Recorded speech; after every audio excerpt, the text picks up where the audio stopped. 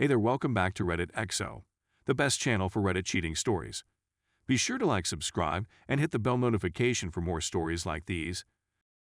The day I caught my fiancé cheating 2 days before our wedding. So, I've recounted this story a few times on Reddit, but I felt this subreddit would be the best way to get it out of my system.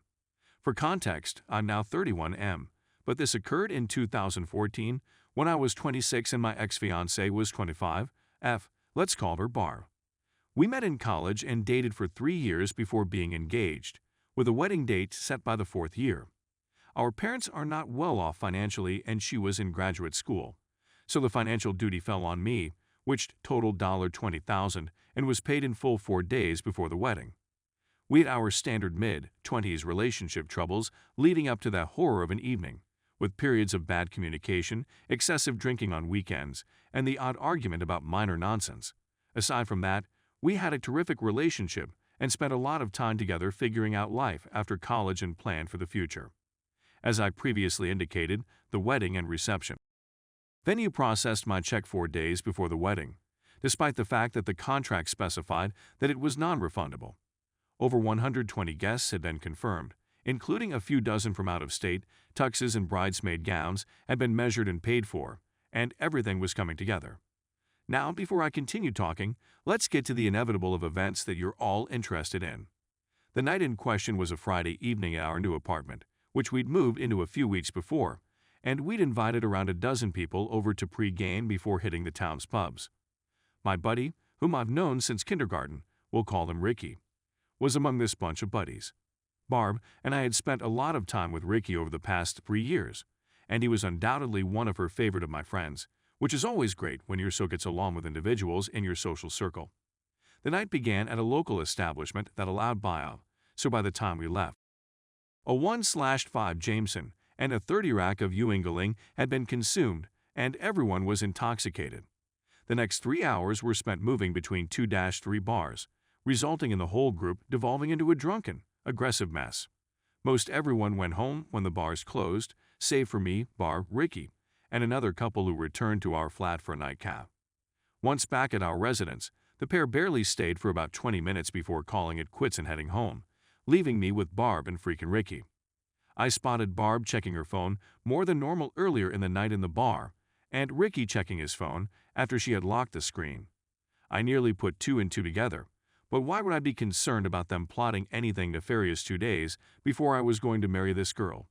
Back to my place, I was reasonably sober and observed that all of the liquor was gone, so I was thinking of picking up a couple of 6-packs from a nearby establishment that remains up until 3 a.m.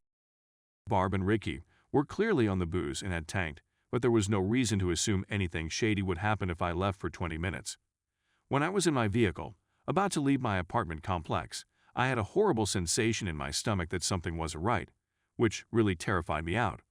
So I contacted my closest friend, and he agreed to be picked up and accompany me on the beer run and back to the flat. We strolled up to the sliding glass door that led to my living room, which featured a couch to the immediate right, after getting some Bud Heavies and coming home. We opened the door, took 2 steps inside, and my ex-fiancé was fully naked and mounted on Mr. Ricky, thrusting tonsil deep into each other's throats. The remarkable thing about the circumstance was that neither of them seemed to realize that my friend and I were just 10 feet away observing their intoxicated antics.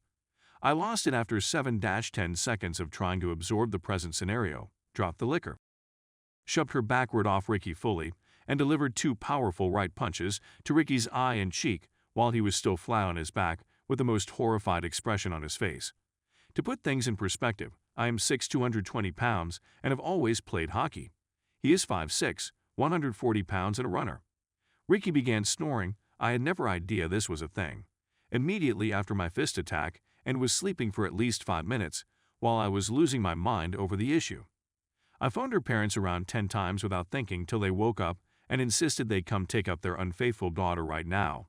Their home was just 5 minutes down the road, so they came in quickly after I was berating Barb for her heinous, nasty choice. Her parents rushed into me, yelling at Barb, while Ricky was snoozing on the sofa and my friend was mediating the issue. The first thing I told everyone was that the wedding was OFF. I wanted the ring back and said that I'd rather lose $20K than spend the rest of my life with it cheating. Her parents spent the next 20 minutes trying to talk me out of it, and sometimes justifying Barb's conduct, asking things like, "Why can't you forgive her?" And "Isn't it too late to cancel the wedding?" Meanwhile, Ricky awoke with the right half of his face swelled to the size of a grapefruit and his left eye closed. It was difficult to get him out of the apartment since he was too intoxicated to drive, so I contacted his brother, who was 20 minutes away, and spent the time berating Barb, Ricky, and her parents. Surprisingly, despite my wrath, I was able to keep my cool long enough to communicate my feelings. When I've been this unhappy in the past, my brain felt jumbled, and I had difficulty condensing and forming my ideas into coherent phrases. No, not this time. I had meticulously taken apart each objection, opinion, or appeal for reconsideration uttered by everyone in the room by the time Ricky's brother picked him up and Barb's parents shuttled her home. It felt fantastic. I'm not going to pretend that the months that followed were simple and that everything worked out in my favor. 2 months later, the pharmaceutical firm where I worked decided to lay off my whole division. I had piled up thousands of dollars in credit card debt to pay for the wedding. Unemployment followed me for 5 months, and I was diagnosed with major depression. Life was messed up for a few years, and I wouldn't wish it on anybody. But now that I'm 31 years old, things have calmed down and I couldn't be happier. Thank you for allowing me to air my grievances. Story 2. I cheated and don't know how to forgive myself. Hey, I am a 28-year-old woman who left her home country to be with my spouse. Since I relocated, I've been suffering from homesickness, which has gradually developed into melancholy. Furthermore, in the 3 years I've been here, I became pregnant twice, one of which was an unplanned accident. So now we have 2 very young infants. I lost my sister a year ago, and that was when everything began to fall apart. It was also the moment when I had just given birth to my beautiful baby. Postpartum depression was diagnosed in me. I was cured, but the sadness returned, this time more greater. My spouse is devoted to our children. In fact, it is his primary concentration. He opted to be a stay-at-home father. I work part-time to make ends meet.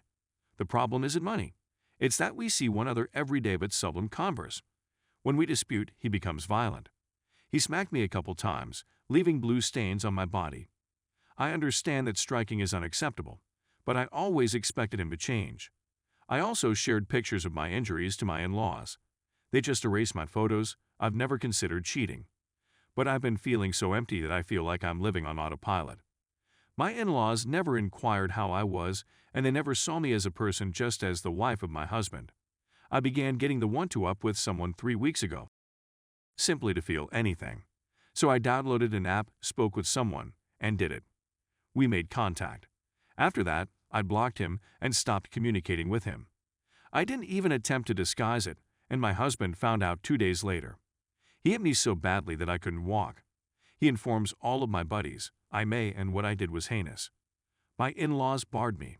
As a result, I was left alone with a battered body and face. It was really lonely. It was my fault that I did the unthinkable. I should have done more to feel alive. I am illiterate and foolish. I told him why I did what I did over the period of 3 weeks. He is aware that I suffer from depression. Therefore, he claims he forgives me and wants to continue. He even gave me flowers a few days later to try to make things better. I admire him, but my sadness is deepening. I now wake up thinking I've done such a terrible thing, and I can't help but hate myself. I'm genuinely considering suicide. I only think about my kids now because the thought of them prevents me from doing so. I'm not sure how to go back into life. My in-laws, family, and friends are all aware of what I did. I'm afraid if they see me, they'll simply see a big failure sign on my face. How can I possibly go on living like this?